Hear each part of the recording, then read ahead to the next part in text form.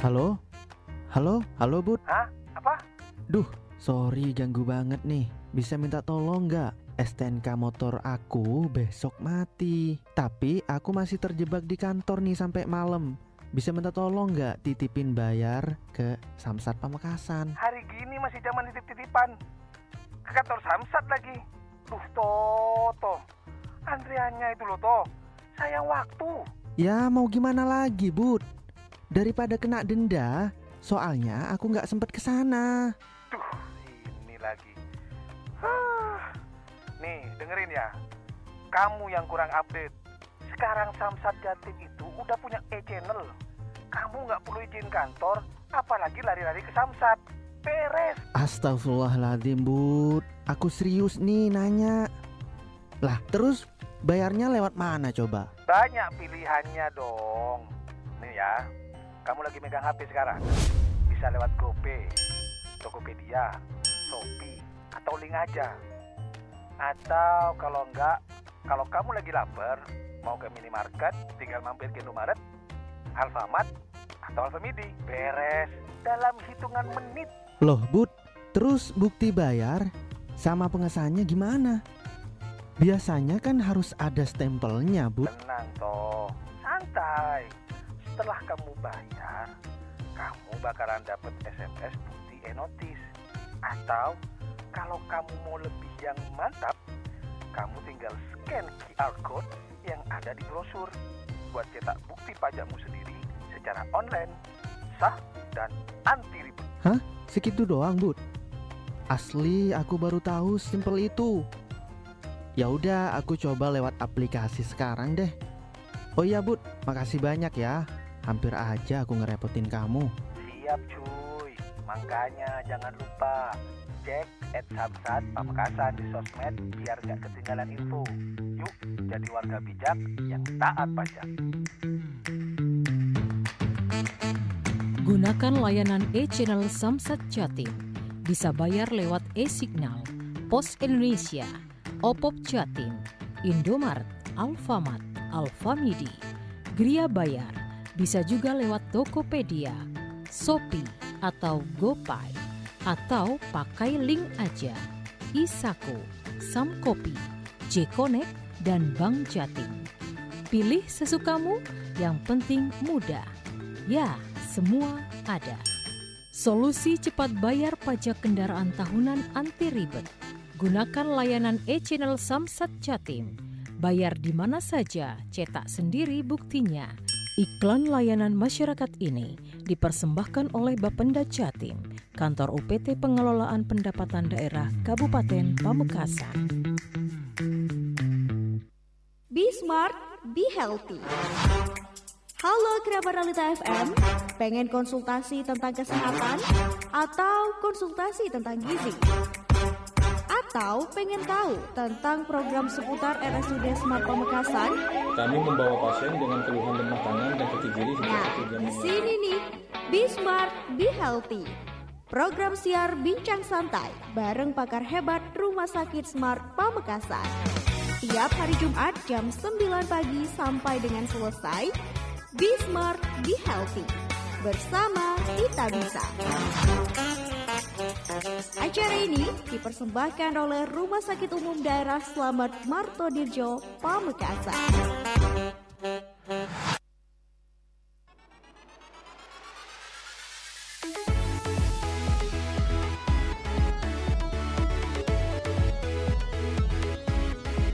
Beragam hiburan, beragam informasinya.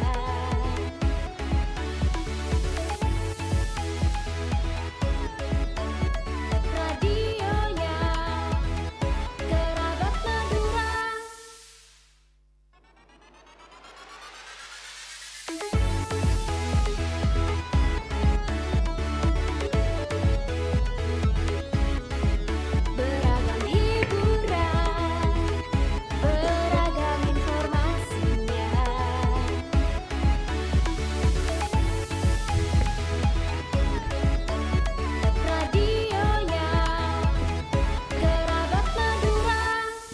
Assalamualaikum warahmatullahi wabarakatuh. Selamat pagi untuk seluruh kerabat Realita dimanapun Anda berada. Saya Ida Clarissa kembali menyapa Anda kerabat tentunya dalam rangkaian program talk show edisi hari ini di Kamis 6 Agustus 2026 dan selama formasi 1 jam ke depan Ida Clarissa akan menemani Anda kerabat dan edisi spesial hari ini dengan talk show bertema Jaksa Menyapa.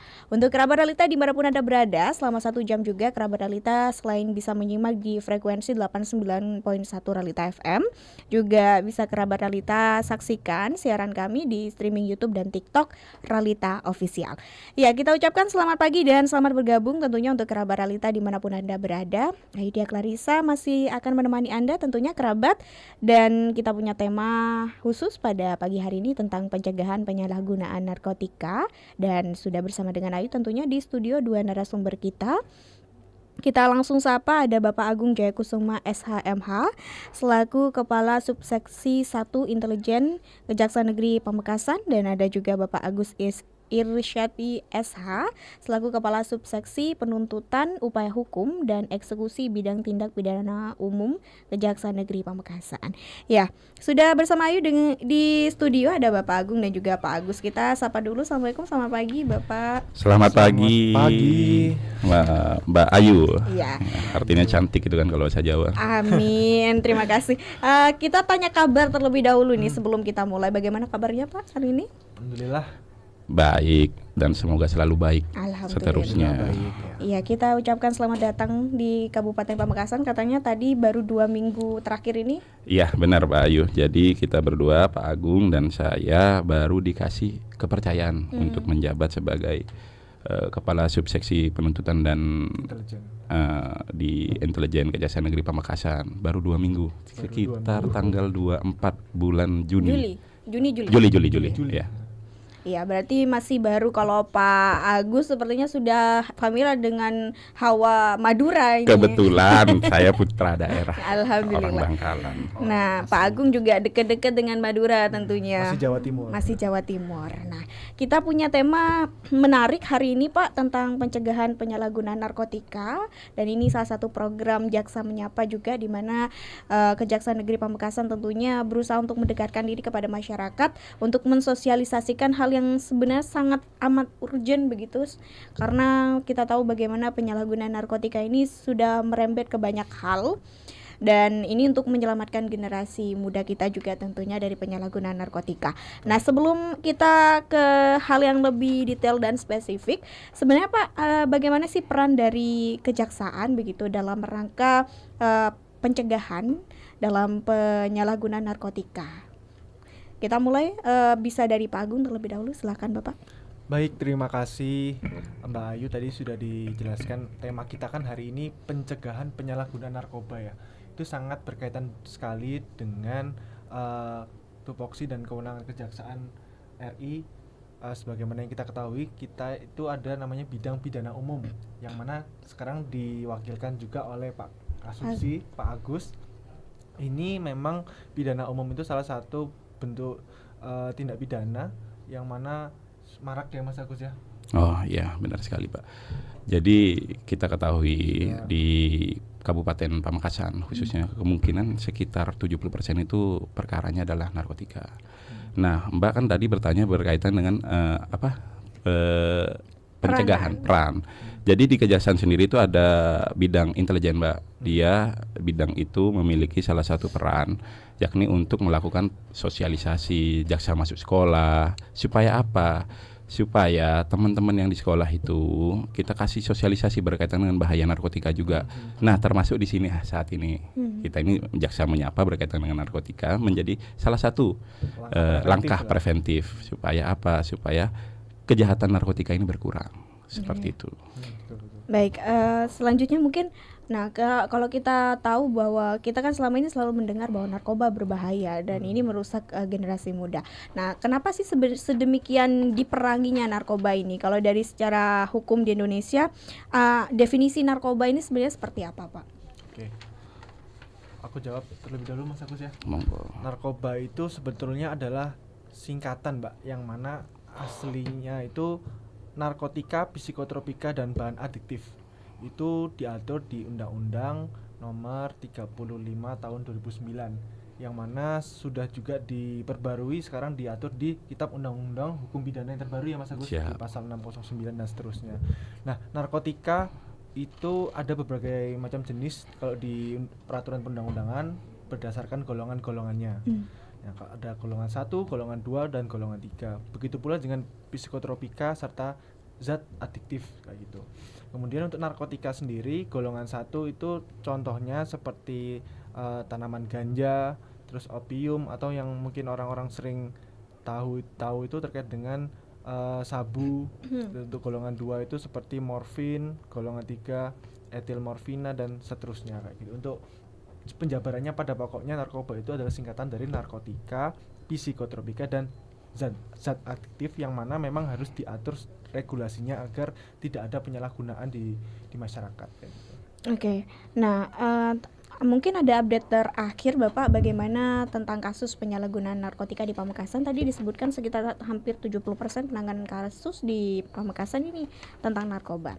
Mungkin data terakhir sebelum Bapak masuk ke sini ada yang pernah disampaikan begitu? Oke, jadi untuk penanganan perkara narkotika di Kejaksaan Negeri Pamekasan itu memang betul kata Mas Agus tadi, memang sebagian besar itu kebanyakan yang kita tangani itu perkara narkotika. Nah, untuk angka pastinya itu sekitar 60 sekian pada tahun 2024. Yang mana kalau kita elaborasi setiap bulannya itu sekitar 6 sampai dengan 7. Kisarannya seperti itu setiap bulannya. Sampai dengan saat ini angka penanganan tertinggi itu masih kebanyakan narkotika ya Mas Agus ya. Benar. Oke, nah narkotika tadi dijelaskan ini ada juga yang memang dilarang begitu, dan ada juga yang memang ada untuk ilmu pengetahuan dan pengobatan secara medis. Nah, ini mungkin bisa dijabarkan kepada masyarakat Pak seperti apa golongan-golongannya yang kemudian bisa dipakai untuk kebutuhan medis dan juga untuk dilarang dan tidak boleh digunakan secara umum di masyarakat. Baik, terima kasih Mbak. Pada dasarnya di Indonesia itu segala jenis narkotika itu dilarang. Dilarang apabila disalahgunakan, tidak untuk kepentingan yang benar. Gitu. Berkaitan dengan narkotika jenis apa saja yang boleh untuk digunakan Untuk medis, ya. Tujuan ilmu pengetahuan, tujuan medis, ini adalah narkotika golongan 1 yang tidak diperbolehkan untuk ilmu pengetahuan. Seperti itu, Mbak. Oke. Untuk jenis narkotika golongan 1 ini ada beberapa ya Pak ya, seperti opium, manta, tanaman koka, daun koka, kokain, heroin, metafetamin dan lain-lain. Dan yang sering marak itu malah di setiap perkara di Pamekasan itu orang menggunakan narkotika, menyalahgunakan atau mengedarkan itu narkotika golongan 1. Paling banyak itu. Nah, ini yang malah menjadi benar sekali. Nah, Bapak kan narkotika golongan 1 ini tentunya berbahaya. Nah, orang kan mungkin ada yang tidak tahu dampaknya terhadap kesehatan maupun terhadap mental para pengguna atau penyalahgunanya. Nah, ini sebenarnya seperti apa sih Pak dampak buruk yang bisa kemudian dirasakan oleh pengguna atau penyalahguna narkotika? Kalau dampak narkoba itu secara keseluruhan itu memang banyak negatifnya ya. Yang pertama yang pasti kita ketahui itu kecanduan. Itu kecanduan, tapi untuk yang paling berat itu bisa sampai HIV AIDS, terus kerusakan sistem syaraf di otak, kemudian kerusakan hati dan organ-organ dalam tubuh manusia. Jadi memang kalau bila digunakan secara terus-menerus tanpa dosis dokter, pasti akan merusak organ-organ tubuh dan juga kesehatan para penggunanya. Oke, nah ini juga kita juga perlu tahu kadang pengguna narkoba atau penyalahguna narkotika itu juga sering ada di sekeliling kita. Supaya kita lebih aware dan lebih engeh terhadap penyalahguna narkotika ini, mungkin ada yang bisa digambarkan penggunanya, ciri-cirinya seperti apa nih Pak?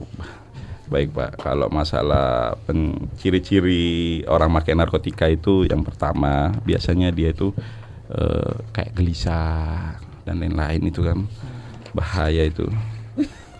Terus matanya merah, dan tergantung kalau sepengetahuan saya ya, setiap narkotika itu mempunyai ciri-ciri yang berbeda-beda. Ada yang ketika dia pakai narkotika ini dia hyperaktif banget, ada yang ketika pakai narkotika ini dia jadi kuat dan lain-lain. Itu tidak benar. Halusinasi semua itu nggak baik bagi kesehatan. Kalau ciri-cirinya ya pasti gelisah kalau dia nggak punya barang itu kan Bahasanya sakau ya. Mbak. sakau. Kalau dia nggak pakai gitu, kurangnya turunnya kepercayaan diri, macam-macam sih. Kalau dari dampak kesehatan juga dampak psikologis. Oke, nah ini kita masuk ke ranah penegakan hukumnya, Pak. Ini salah satu bagian dari wewenang dari Kejaksaan Negeri tentang bagaimana hukuman-hukuman yang bisa diterapkan kepada ada pengedar, ada pengguna, dan ada juga kurir. Nah ini macam-macam kan Pak jenis-jenis orang-orang yang terlibat di dalamnya. Nah ini berarti apa hukumannya beda-beda atau seperti apa? Baik Mbak, kita klasifikasikan bahwa narkotika seperti yang Mbak sampaikan ada sebagai pengedar, yang menjual, membeli, ada juga yang menguasai, dan ada juga sebagai penyalahguna. Klasifikasi aturannya pun berbeda-beda.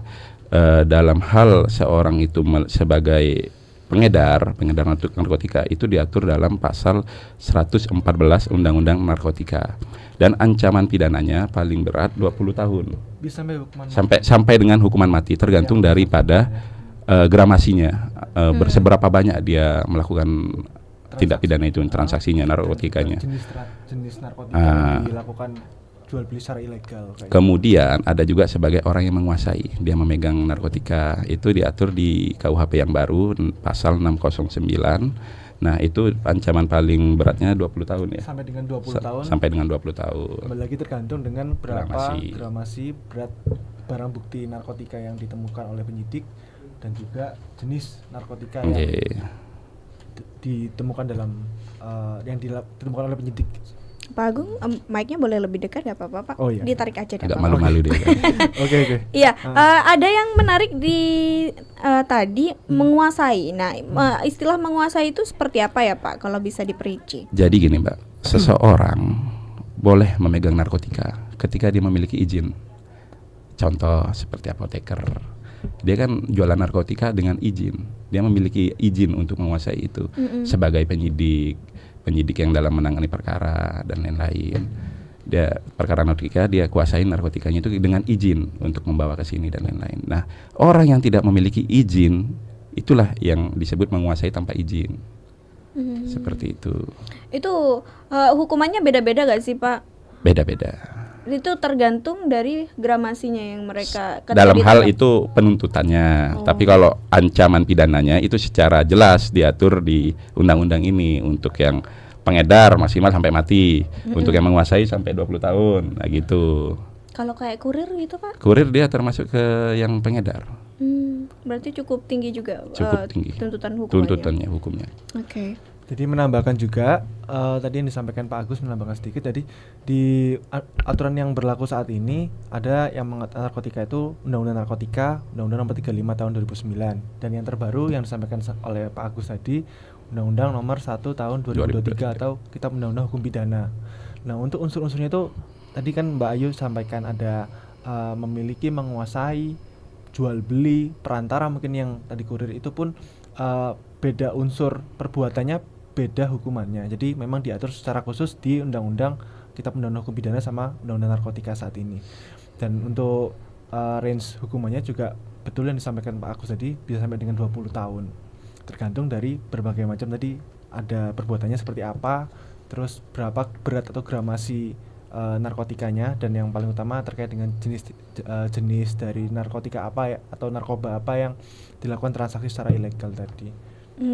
Kalau yang disebut dengan korban penyalahgunaan narkoba itu seperti apa Pak? Korban penyalahgunaan itu diatur lebih lanjut terkait dengan di pasal 127 Undang-Undang Narkotika disebutkan korban itu wajib direhabilitasi. Itu maksudnya untuk penyalahgunaan narkotika itu, atau disebut dengan korban ini, dia ini tidak termasuk dalam jaringan perdagangan jual beli narkotika, tapi dia hanya sebagai korban dalam artian dia menyalahgunakan itu mungkin karena coba-coba atau pengaruh lingkungan yang dia itu belum sampai dengan jual beli seperti itu ya, atau menjadi perantara, menjadi kurir. Itu hanya untuk mencoba sendiri, konsumsi sendiri, dan itu dalam pelaksanaannya nantinya ada beberapa unsur yang harus dipenuhi. Misalnya dari unsur kesengajaannya seperti apa dia mendapatkan narkotika tersebut. Terus kita juga akan melakukan asesmen yang dilakukan oleh BNN, Kejaksaan, oleh penyidik, dan unsur medis. Terus juga nanti berdasarkan SEMA nomor 4 tahun 2010 juga ada ada minimal, ada maksimalnya, angka maksimal gramasinya. Terus harus dia itu tes urinnya positif dan seterusnya. Oke. Baru bisa diklasifikasikan sebagai korban atau penyalahguna narkoba. Kalau sering menggunakan terus sering masuk penjara itu nanti bisa dipenjara Kalau berkali-kali.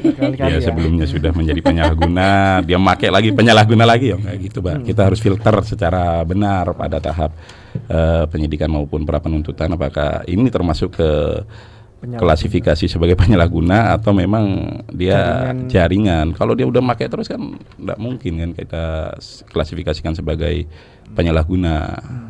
Iya, kita juga sering dengar istilah rehabilitasi. Nah, itu bagaimana penentuan kategori seseorang yang menggunakan narkoba bisa direhabilitasi? Ya kemudian nanti kan sudah saya sampaikan sedikit ya Bu Ayu ya. Untuk tadi pertama harus dilihat dari gramasinya. Kalau misalnya jenisnya metamfetamina itu maksimal 1 gram, untuk ganja maksimal 5 gram dan seterusnya. Ada asesmen juga di situ. Itu biasanya pada saat pra penuntutan ya Mas Agus ya. Pra penuntutan. Jadi pas pra penuntutan berkas masuk ke kita dari penyidik, kita akan memberikan petunjuk biasanya ke penyidik.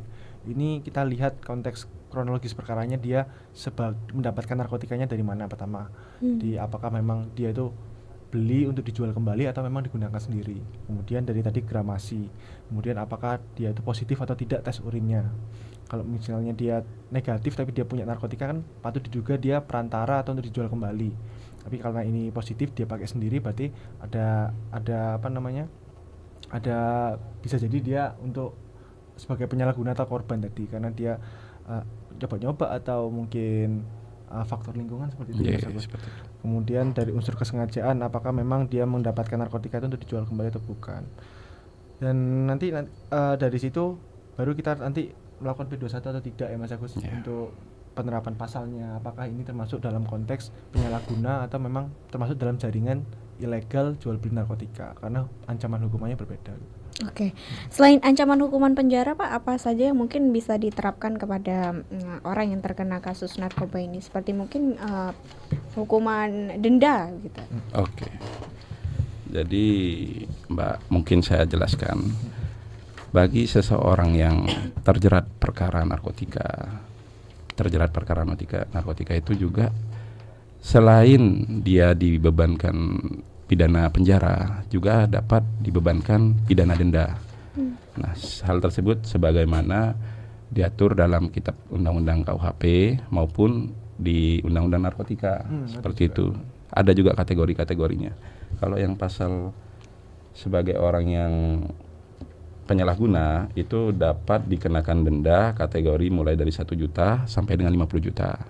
Sedangkan untuk orang yang menguasai narkotika itu dikenakan denda kategori berapa?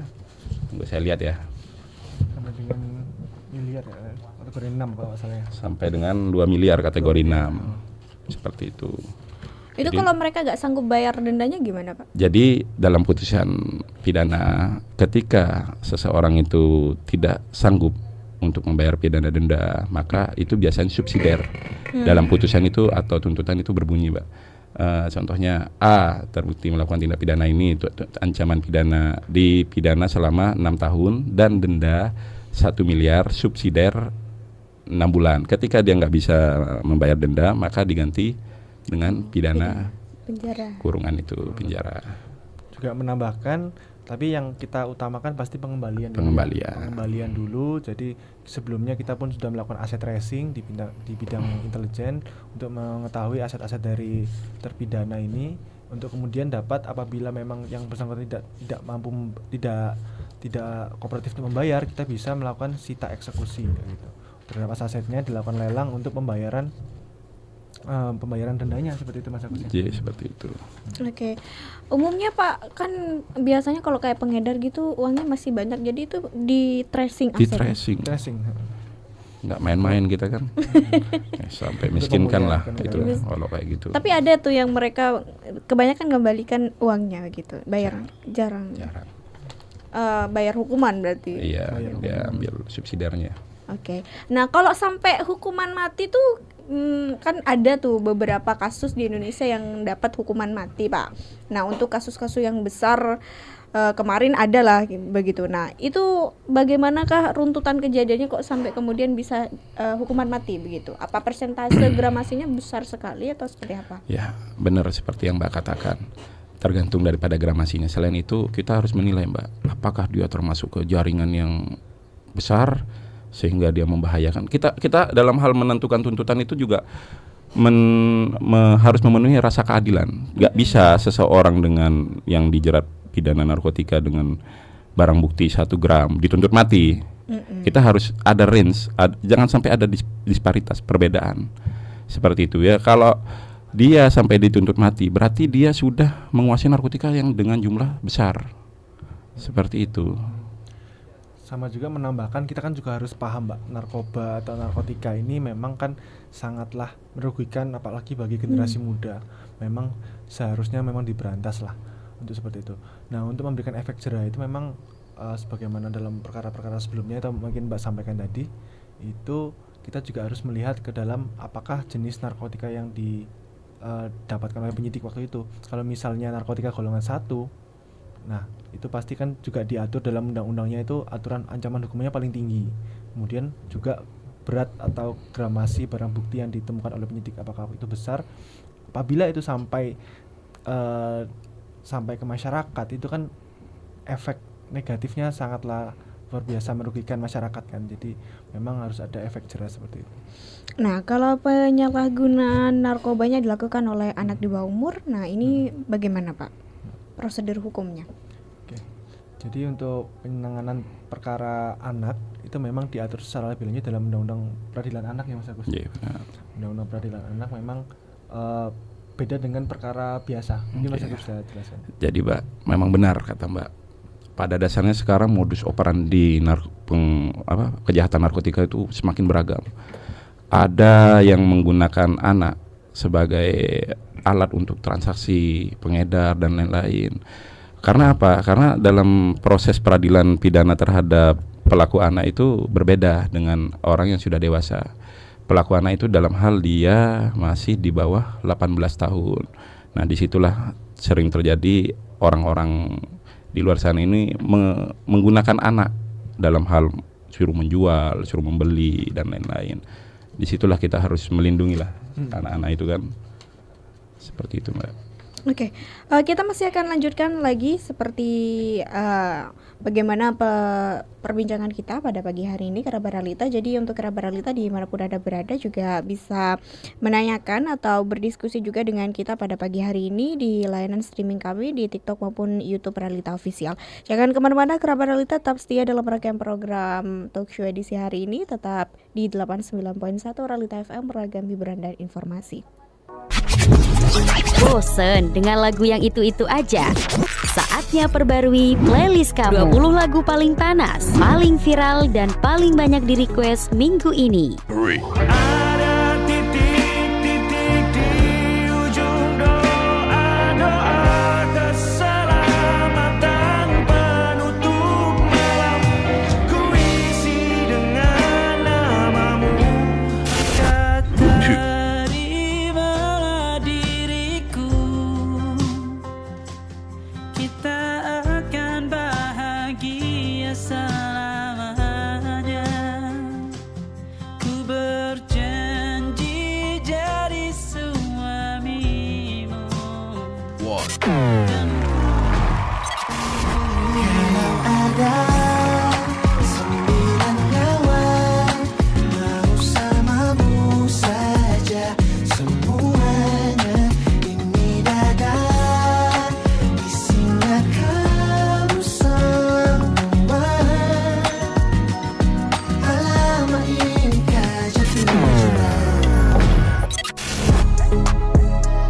Siapa ya yang bakal jadi jawara di posisi puncak? Inilah 20 tangga lagu terbaik Realita FM. Setiap Sabtu dan Minggu hanya di Radio Realita FM.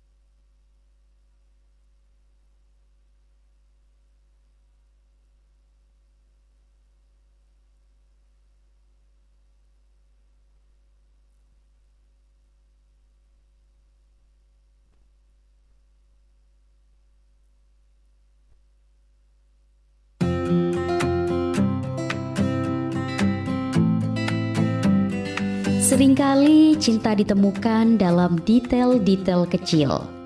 Tatapan mata yang haru, jemari yang bertaut, hingga suasana ruangan yang menyambut hangat tamu tercinta. Di hari istimewamu, biarkan kami yang merawat detail untukmu.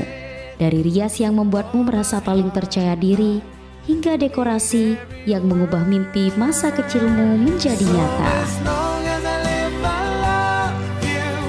Will have it hold you. Ima Wedding hadir untuk memastikan bahwa setiap sudut pandang mata di hari bahagiamu adalah sebuah keindahan yang sulit dilupakan. Ima Wedding menyediakan jasa make up wedding and decoration, make up wisuda, make up pre-wedding, dan acara spesial lainnya. Mari rencanakan hari bahagiamu bersama kami. Ima Wedding, Jalan Raya Sumeneb, Trasa Larangan, Pamekasan. More info and deal booking bisa hubungi 085 331 350 746. The Beauty and Grace with Ima Wedding. So beautiful in white tonight.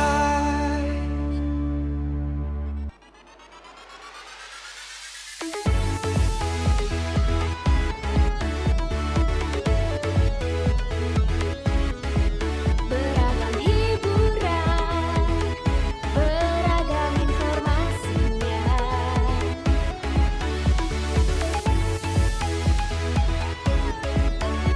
Radionya Kerabat Madura.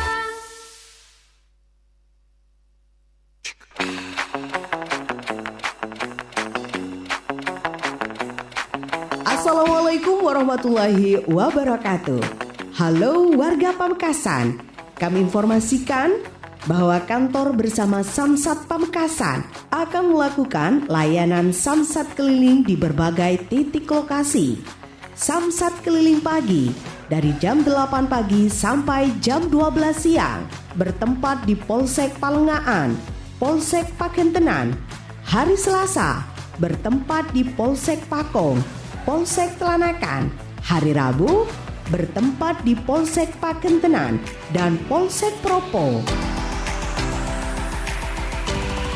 Hari Kamis bertempat Pasar Larangan, Pasar 17 Agustus Buki. Hari Jumat bertempat Polsek Pakong, Polsek Palengaan. Hari Sabtu Kecamatan Galis, Alun-alun Arek Lancor. Samsat keliling malam dari jam 19.00 sampai jam 20.30. Hari Senin sampai hari Sabtu bertempat di Alun-alun Arek Lancor. Informasi ini dipersembahkan oleh Badan Pendapatan Daerah UPT Pengelolaan Pendapatan Daerah Kabupaten Pamekasan. Terima kasih. Wassalamualaikum warahmatullahi wabarakatuh.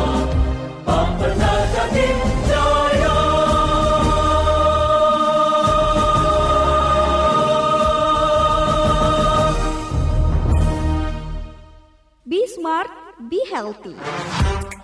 Halo kerabat Realita FM, pengen konsultasi tentang kesehatan atau konsultasi tentang gizi? Atau pengen tahu tentang program seputar RSUD Smart Pamekasan? Kami membawa pasien dengan keluhan lemah tangan dan kaki kiri Nah, di sini nih, Be Smart, Be Healthy. Program siar bincang santai bareng pakar hebat Rumah Sakit Smart Pamekasan. Tiap hari Jumat jam 9 pagi sampai dengan selesai. Be Smart, Be Healthy. Bersama kita bisa. Acara ini dipersembahkan oleh Rumah Sakit Umum Daerah Slamet Martodirjo, Pamekasan.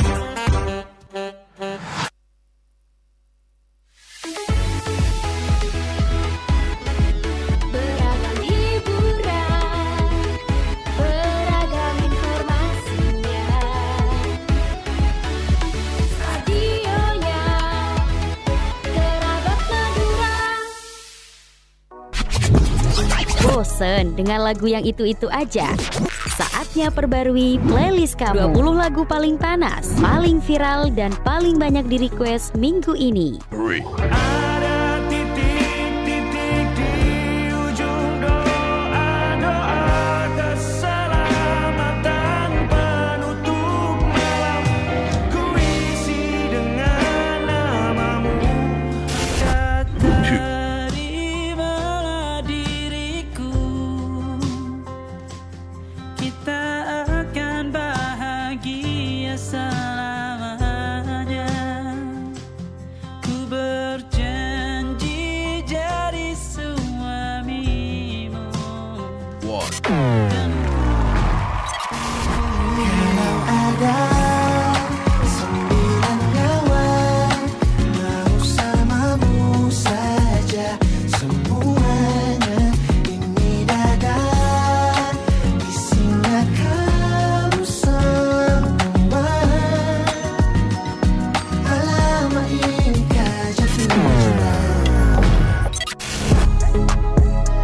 Siapa ya yang bakal jadi jawara di posisi puncak? Inilah 20 tangga lagu terbaik Ralita FM.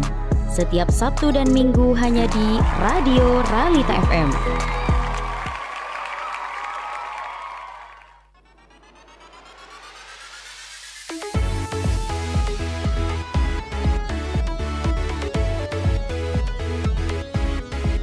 Beragam hiburan, beragam informasinya.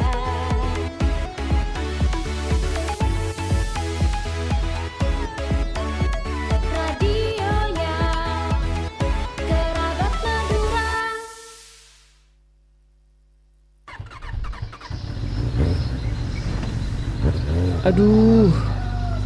Aduh, peti mata ya. Sakit apa napa kak? Mak mulain gelek sampian ros-roan sakit mata. Tauh le, ya mulain malam tak lem nyaman mata. Tore apa reksa bein kak? Mak le temu cek sakit napa? Apriksa ada melek, engkau tako mun apriksa. Engki ka dokter kak. Tore mun mangkat tapas. Njek rale, engkau tak andi bese boleh le si apriksa ah. Beh, sampean tak ngeding kabar ki. Ka klinik mata Dokter Budi, Jalan Ronggo Sukawati nomor belu bisa pakai BPJS kesehatan nih kak Disa. Ongkuan le, tako tak pada le pelayanannya mun BPJS ketempeng umum. Caan pasera sampian kak. Nih kak kedingaki infonya. Halo masyarakat Madura. Jika Anda mengalami keluhan mata, jangan khawatir. Klinik Mata Dr. Budi hadir untuk Anda, memberikan layanan prima yang mudah, cepat dan setara kepada peserta Jaminan Kesehatan Nasional atau BPJS Kesehatan. Menerima layanan pendaftaran NIK atau KTP atau KIS digital. Tidak meminta dokumen fotokopi sebagai syarat pendaftaran kepada peserta. Memberikan pelayanan tanpa biaya tambahan di luar ketentuan. Tidak melakukan pembatasan hari rawat pasien sesuai indikasi medis. Memberikan pelayanan obat yang dibutuhkan dan tidak membebankan peserta untuk mencari obat jika terdapat kekosongan obat. Melayani peserta sepenuh hati dengan ramah tanpa diskriminasi. Iklan layanan ini dipersembahkan oleh Klinik Mata Dr. Budi.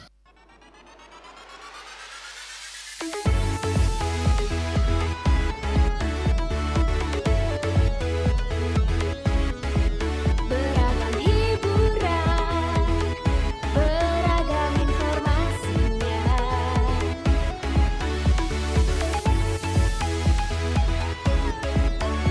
Radionya Kerabat Madura.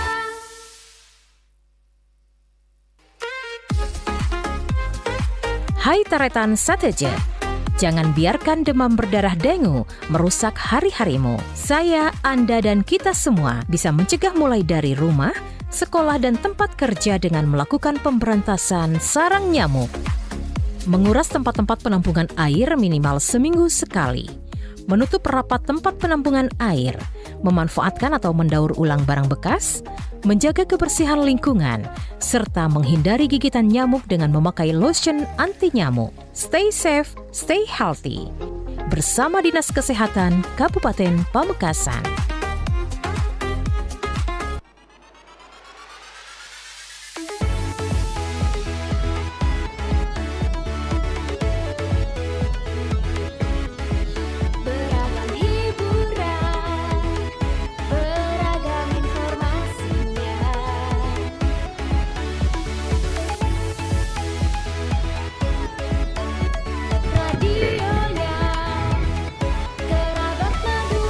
Terima kasih kerabat Realita masih setia dalam rangkaian program talk show edisi hari ini di 89.1 Realita FM, beragam hiburan dan informasi. Kita masih dalam rangkaian program Jaksa Menyapa edisi hari ini kerabat Realita, dan masih bersama dengan Ayu di studio.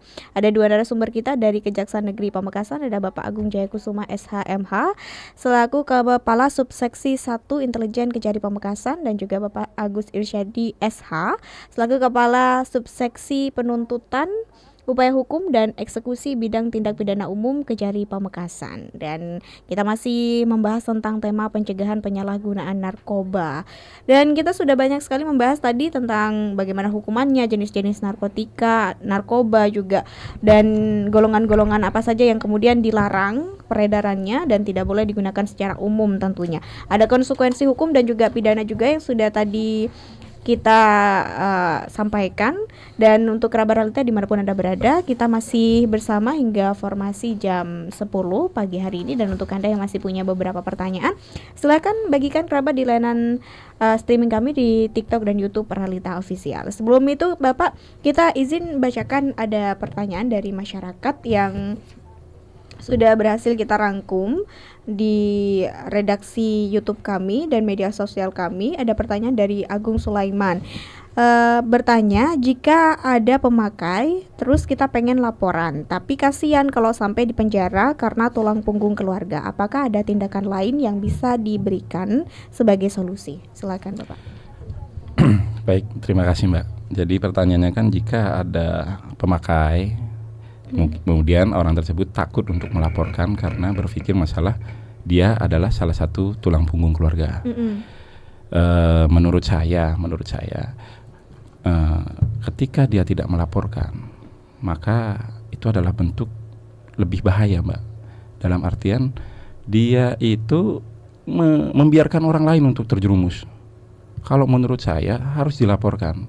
Selain daripada itu, di salah undang-undang narkotika itu juga diatur di pasal 131.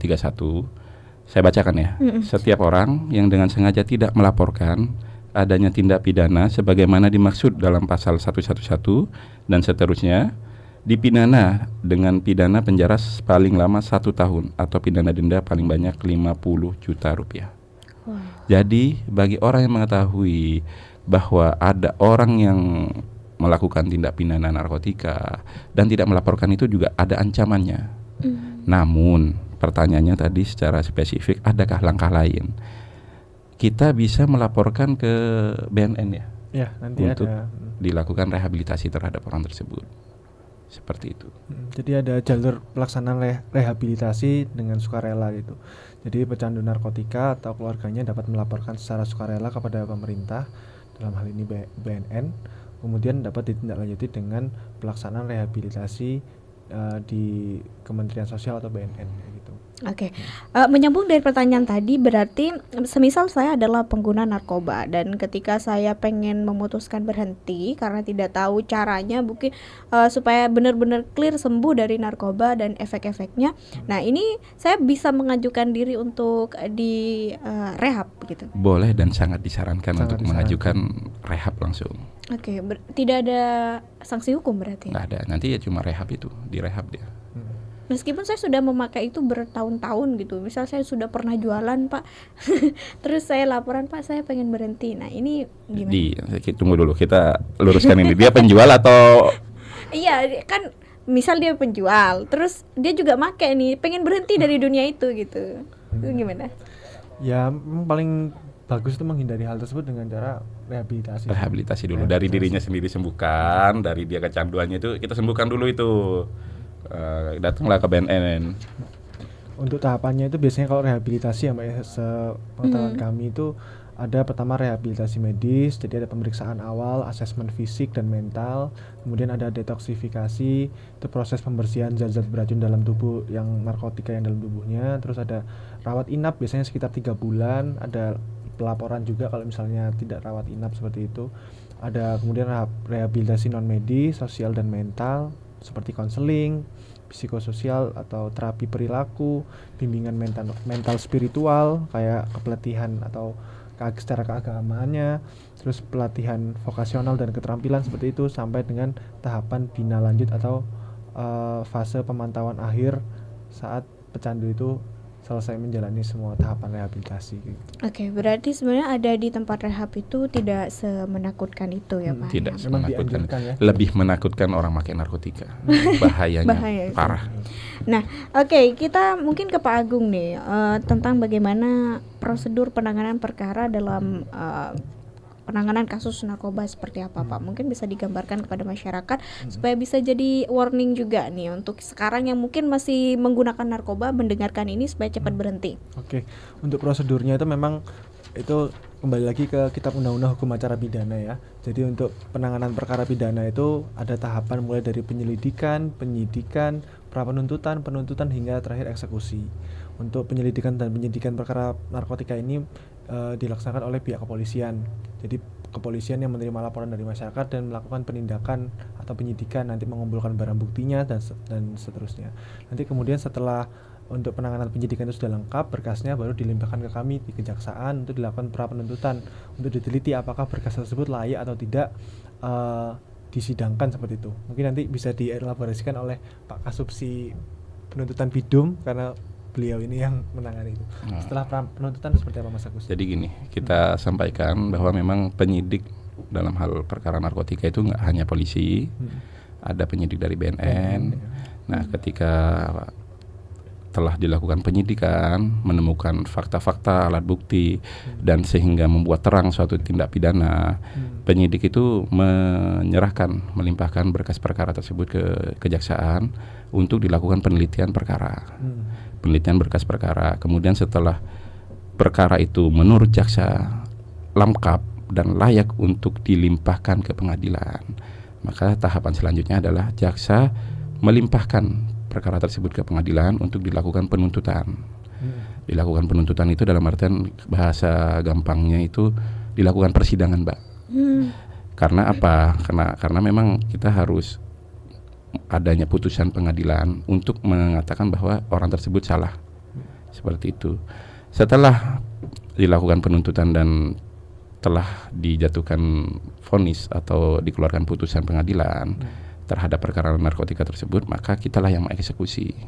Kita juga yang mengeksekusi orang tersebut ke lapas untuk dilakukan pidana penjara atau dan denda.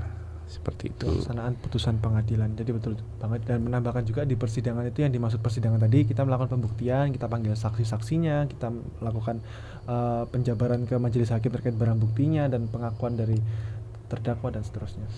Oke, kita bacakan beberapa respon dari masyarakat juga ya Pak ya.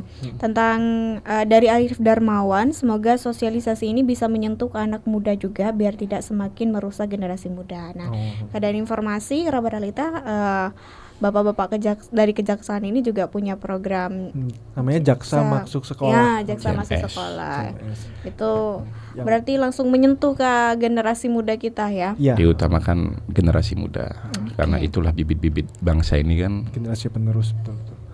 Oke, ada dari Steve Wong, semoga kinerja kejaksaan dan semua instansi terkait betul-betul bisa memberantas narkoba, terutama di kalangan para penerus bangsa. Ada juga dari Edi Santoso, Bapak Jaksa semangat buat memberantas narkoba. Saya mau tanya nih Pak, hukum maksimal untuk pemakai apa saja? Biar saya juga bisa menjelaskan ke teman orang-orang terdekat saya. Oke, saya bukakan dulu. Kalau sebagai pemakai ya, hanya memakai dia, hanya memakai. Dia memakai itu kita sebut penyalahguna ya. Kita di pasal 127 Undang-Undang Narkotika itu dijelaskan untuk narkotika golongan 1 dipidana dengan penjara paling lama 4 tahun. Golongan 2 tahun dan golongan 3 1 tahun. Seperti itu. Itu untuk penyalahguna. Ya, betul. Terus beda halnya dengan dia yang menguasai atau dia yang bertransaksi, itu beda. Kalau yang bertransaksi itu ancamannya sampai 20 tahun, dan yang kurang lebih sampai 20. Sama, yang menguasai aja juga 20 tahun. Bisa sampai dengan 20. Kembali lagi tergantung gramasi dan jenis narkotika yang dilakukan transaksi tersebut, karena ini sudah menyangkut ke jaringan gelap jual beli narkotika dan pastinya sangat berdampak ke masyarakat dan apalagi bisa sampai apabila itu sampai digunakan oleh anak-anak, mohon maaf ya, jangan sampai. Kita besar harapan kita selaku aparat penegak hukum juga jangan sampai bahaya narkotika ini sampai menyentuh ke generasi muda gitu. Tapi kita sampaikan lagi Mbak, dalam hal penyalahguna itu juga dapat dilakukan rehabilitasi medis maupun rehabilitasi sosial yang kita sebutkan tadi pasal 27 itu. Jadi di ayat 3 disebutkan seperti ini. Dalam hal penyalahguna sebagaimana dimaksud ayat 1 dapat dibuktikan atau terbukti sebagai korban penyalahguna narkotika. Penyalahguna tersebut wajib menjalani rehabilitasi medis dan rehabilitasi sosial. Seperti itu. Oke, ada juga yang bertanya ini Bapak dari Insan Adim. Bapak izin bertanya dan maaf sebelumnya, apakah benar jika tertangkap cukup bayar dan selesai? Soalnya banyak orang yang masih beranggapan begitu dan mereka berani memakai karena hal itu. Yang saya yakini ini hoax. Jadi pertanyaannya bahwa gimana tadi, cukup kalau ketangkap cukup bayar dan selesai, soalnya banyak orang yang masih beranggapan begitu. Oh, saya pastikan dan saya tegaskan tidak seperti itu. Tidak seperti itu, tidak.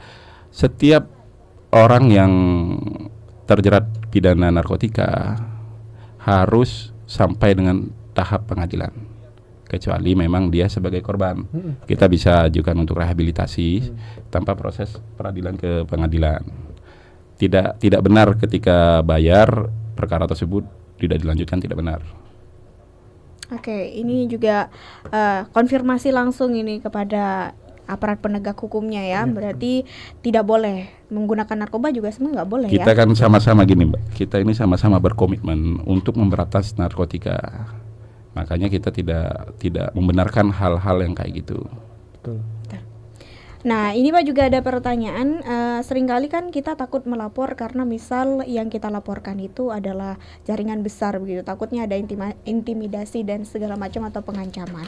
Nah ini bagaimana kita bisa diberikan perlindungan lah istilahnya untuk yang sebagai pelapor ini supaya kita juga aman, diri kita aman dari hal-hal yang tidak diinginkan. Oke, aku bantu jawab ya Mas Agus ya.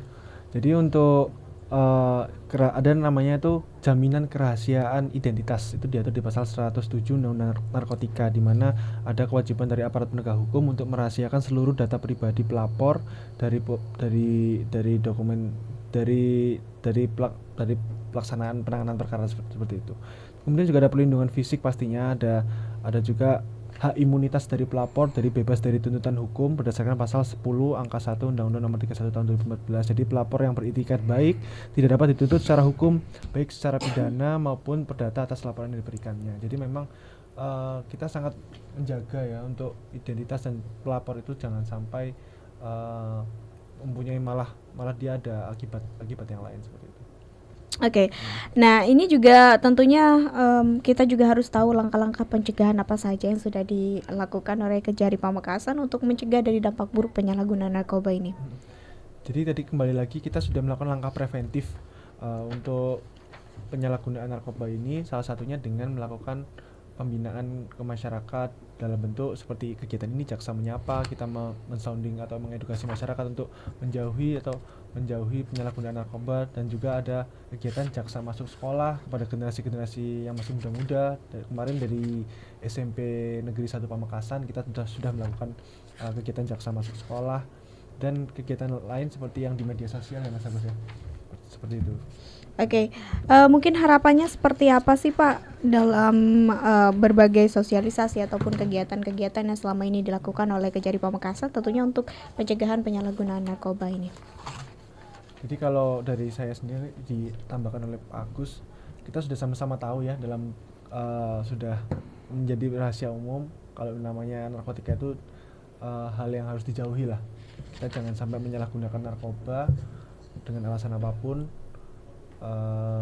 Itu berawal dari mungkin coba-coba kayak merokok atau meminum alkohol gitu, tuh kalau bisa dihindari lah, karena itu biasanya menjadi pintu pembuka untuk seseorang itu mencoba untuk melakukan atau mencoba penyalahgunaan narkoba gitu. Jadi lebih baik dialihkan untuk kegiatan-kegiatan yang lebih positif seperti berolahraga atau mungkin berkegiatan berkreasi dan lain sebagainya. Baik Mbak. Jadi harapan kita ini memang benar memberantas narkotika. Karena apa? Narkotika ini adalah suatu kejahatan yang sangat besar. Di Indonesia ada istilah itu yang mungkin sering kita dengar adalah extraordinary crime. Karena apa? Narkotika itu bisa dikatakan sebagai kejahatan yang besar karena dia mempengaruhi tumbuh kembang generasi dan kesejahteraan bangsa. Dan harapan kami memang benar seperti apa yang dikatakan Pak Agung.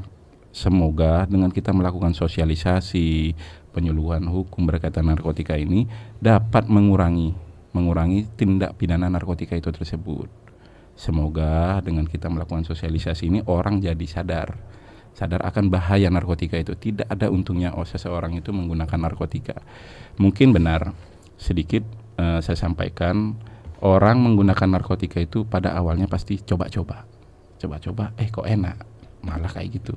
Padahal itu bisa menjadi bom waktu ke dirinya sendiri. Dia kalau nggak salah menggunakan narkotika itu bisa menyebabkan kematian, HIV, penyakit yang bahaya dan lain-lain. Itulah yang kita pengen cegah di sosialisasi ini. Semoga orang bisa sadar. Sadarnya dengan apa? Kita juga sampaikan ancamannya pun nggak main-main masalah narkotika ini kan. Nggak 1 tahun 2 tahun, 20 tahun. Itu yang kita harapkan. Seperti itu Mbak. Oke, terakhir mungkin closing statement untuk acara kita pagi hari ini bisa disampaikan.